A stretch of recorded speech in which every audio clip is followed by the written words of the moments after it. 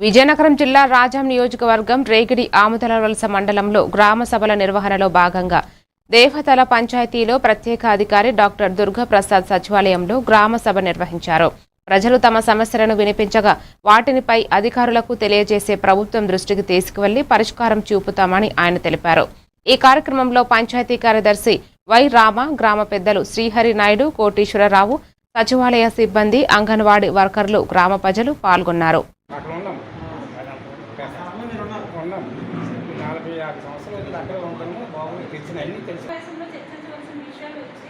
Government ప్రతిష్టాత్మకంగా చేపడుతున్న జనగణన ఈ నెల మే 1 నుంచి స్టార్ట్ అవుతుంది.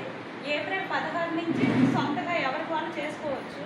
కానీ మే 1 నుంచి గవర్నమెంట్ సిబ్బంది ద్వారా జరుగుతుంది. దానికి గ్రామ ప్రజలు సహకరించాలి. మాకు అందులో ఏ విషయాలు ఉంటాయంటే మీ డాక్టర్ దుర్గాప్రసాద్ రేగిడి ఆముదలవలస మండల వెటనరీ డాక్టర్గా పనిచేస్తున్నాను.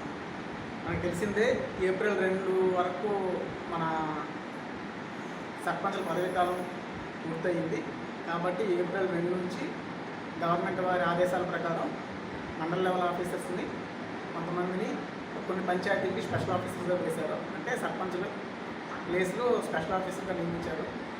అందులో నాకు 4 పంచాయతీలు అలాట్ చేశారు. అందులో లక్ష్మీపురం, దేవుదల, కుర్లి, తర్వాత సంకిలి, ఈ 4 పంచాయతీలకి స్పెషల్ ఆఫీసర్గా వేశారు.